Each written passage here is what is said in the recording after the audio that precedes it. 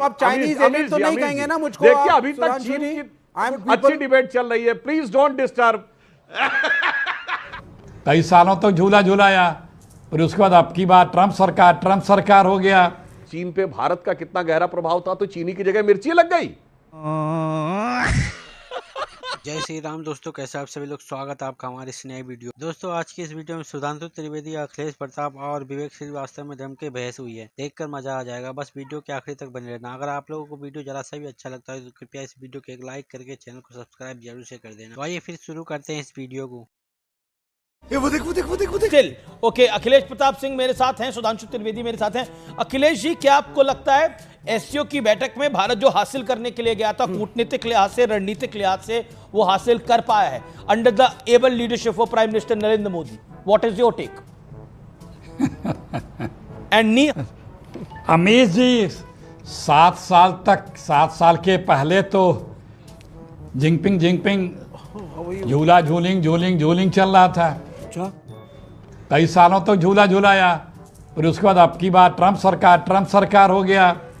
अच्छा, और 7 सालों तक तो आप लोगों ने भी, मोदी जी ने भी, मीडिया जी ने भी कभी चीन का नाम नहीं लिया अपने जुबान पे। ऐसी खामोशी, ऐसी चुप्पी, तो सब ऐसा ताला कि चीन का नाम नहीं लिया। एक दिन अचानक रात को उठे, चीन। ये विदेश नीति होती है, इसी को विदेश नीति क्या होती है? अरे स्टूडियो ठीक है, अपना कूद छटक कर लीजिए। भारत की विदेश नीति, भारत का प्रधानमंत्री इतना कमजोर, क्या बोला आपने? झूला झूलिंग।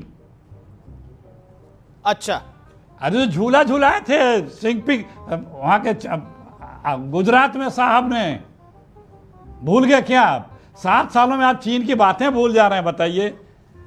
देखिए, पहले साहब के 2 मालिक थे इंडिया में, पिछले कुछ वर्षों में 2 विदेश में हो गए। एक वाले ने तो ऑपरेशन सिंदूर के बाद, जो उसको मित्र बोलते थे, कहीं का नहीं छोड़ा। अब दूसरे वाले के साथ अपना फिर से पेंच बढ़ाना शुरू किए हैं। खाओ मां कसम। तो भारत को तो देखिए, खाली आप लोगों के हंस दिए, मुस्कुरा दिए और चीन में फोटो छप गई। तो चीन में तो बहुत पॉपुलर मोदी जी हैं, उसमें तो कोई 2 राय नहीं है। क्योंकि भारत कहता है मेरे जमीन पे कब्जा कर लिया, मेरे क्षेत्रों पे कब्जा कर लिया। मोदी कहते हैं न कोई घुसा था, न घुसा आया हुआ है। तो चीन के लोग तो ऐसे ही आदमी चाहते हैं कि जो हम कुछ भी कब्जा करते जाएं वो स्वीकार है। ओके, ठीक है। जवाब सुधांशु त्रिवेदी, पहली बार अभी मजा आएगा ना भिड़ो। पहले मैं ऑन द लाइटर नोट कहना चाहूंगा कि वर्तमान परिस्थितियों में पहली बात स्पष्ट, भारत न किसी के प्रो है न किसी के एंटी है। ये बड़ी अच्छी बात कही आप। मोदी जी के नेतृत्व में भारत अपने राष्ट्रीय हितों के लिए प्रो है और राष्ट्र के विरुद्ध षड्यंत्र करने वाली हर शक्ति के विरुद्ध एंटी है। क्या बात है सर। और विवेक साहब को देखिए, विवेक साहब के चेहरे में ऐसी चमक आती है अमीश जी, मैं चीनी सुन के तो अति चीनी डाल दी है, इतनी चीनी डाले दे रहे हैं चाय में कि वो खड़े चम्मच वाली चाय बन जाए। वो खड़े चम्मच वाली चाय आपने सुनी है ना? इनकी और कुमार साहब के बीच में थोड़ा चीनी भाषा को लेके हो गई। तो मैं भी थोड़ा अल्प ज्ञान बता देना चाहता हूं। ये जिस शहर में हो रहा है कॉन्फ्रेंस, उसका नाम है टियांजिंग। और आपको पता है कि प्राचीन चाइना में भारत का नाम क्या है? भारत को किस नाम से पुकारा जाता था? टियानजो। अब ये टियान वर्ड जो है चाइनीज भाषा में, उसका अर्थ होता है हेवन, स्वर्ग। तो टियानजिन वो कहते हैं ये स्वर्ग का शहर है, अपनी भाषा के लिए कहें, मगर भारत को टियानजोउ कहते थे, TINZHU, क्योंकि वो भारत को सेंटर ऑफ द हेवन मानते थे। Anybody can go and check. हाँ, ये विकिपीडिया पे विवेक जी के लोगों ने मैनेज कर रखा। तो टियानजोउ नाम तो था प्राचीन भारत का, तो लिखते हैं, पर उसका मीनिंग सेंटर ऑफ हेवन गायब कर जाते हैं। जाइए चाइनीज भाषा की डिक्शनरी में TIN टियान देखिए, कुमार साहब बैठे हैं, ये मुझे लगता है ज्यादा बेहतर इस पे बता पाएंगे। तो पहला तो भाव ये है। और दूसरा, हमारे अखिलेश जी साहब भूल गए, वो अहमदाबाद में ले जाके क्यों झूला झूलाया था शी जिनपिंग जी को, मोदी जी ने? क्योंकि शी जिनपिंग ने यह कहा कि वेन सॉन्ग जब भारत आया था तो मोदी जी के गांव में गया था। ये हमने नहीं कहा, उन्होंने कहा।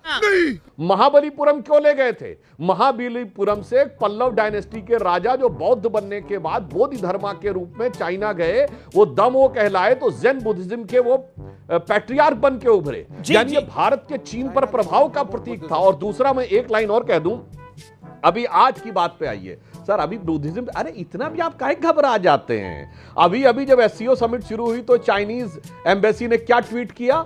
उसने भगवान गणेश की एक मूर्ति ट्वीट की और ये कहा कि ये टांग डायनेस्टी के समय में मगाओ केव्स के अंदर चाइना में 7वीं शताब्दी में भगवान गणेश की मूर्ति है। इतिहास और सिंबोलिज्म को ही कोट करेंगे भाई। आप क्या? अभी सिंबोलिज्म, अब ओनली सिंबोलिज्म।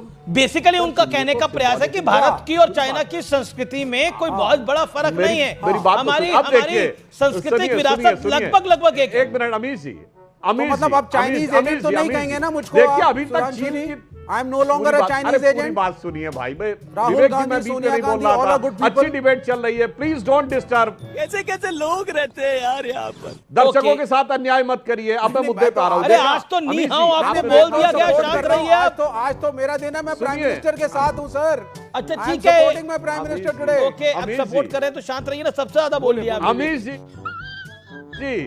देखिए, अमीश जी देखिए, मैं लाखों दर्शकों से कह रहा हूं, आपके देखिए विवेक श्रीवास्तव को चीन की तारीफ तक तो चेहरे में चमक है और जैसे ही ये बता दिया गया कि चीन पे भारत का कितना गहरा प्रभाव था तो चीनी की जगह मिर्ची लग गई।